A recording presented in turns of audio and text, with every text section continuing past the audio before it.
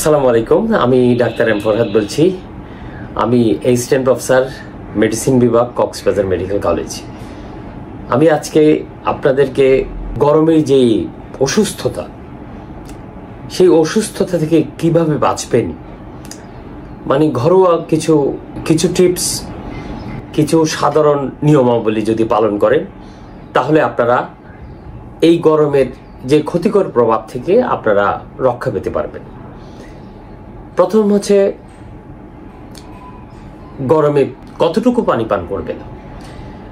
আমরা জানি গরমে আমাদের অনেক বেশি সুইটিং হয়, যার ফলে পানি শূন্যতা, পানি এবং লবণ শূন্যতা দেখা দিতে পারে। সেদিকে অবশ্যই খেয়াল রাখতে হবে। একটা সুস্থ অ্যাডাল্ট মানুষের 2.5 থেকে 3 লিটার পানি পান করতে হয় প্রতিদিন। এই পর্যাপ্ত পানিটুকু যেন আপনাদের হয় তা হিসাব রাখতে হবে।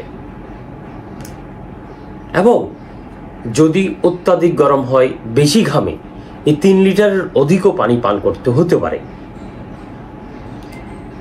আপনারা যখন বাইরে যাবেন, আপনি একটা পানির বোতল রাখুন, অথবা এমন জায়গায় গেছেন যেখানে পানি আপনার অ্যাভেলেবল, সেখান থেকে নিরাপদ পানি পান করতে পারেন। সম্ভব হলে লবণ মিশ্রিত পানি, মানে আমরা ওরাল ডিহাইড্রেশন স্যালাইন, মানে ওআরএস, ওর স্যালাইন যেটা বলি, ওর স্যালাইন খেতে পারেন, যা আপনার পানি শূন্যতার পাশাপাশি আপনাকে লবণ শূন্যতাও প্রতিরোধ করবে। এখন আসুন পোশাক। আপনি কি ড্রেস পরে বের হবেন?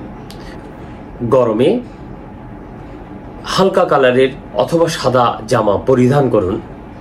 অবশ্যই খুব রংচঙে কালো কাপড় পরিহার করবেন। এই কালো কাপড় এবং অত্যাধিক রঙিন কাপড় তাপ শোষণ করে, তা শরীরে তাপমাত্রা বাড়িয়ে দিতে পারে। তা হিট ইলনেস অথবা গরমজনিত অসুস্থতা আপনার বাড়িয়ে দিতে পারে। গরমে কি খাবেন, কি খাবেন না। আমরা বলি আপনারা গরমে খুব পেট ভর্তি খাবেন না। ভাজা পোড়া এবং ফ্যাট, চর্বি জাতীয় খাবার পরিহার করবেন। ফ্রুটস এগুলো বেশি থাকা বাঞ্ছনীয়। গরমে অত্যাধিক গরমে পরিশ্রম করা থেকে বিরত থাকতে পারেন।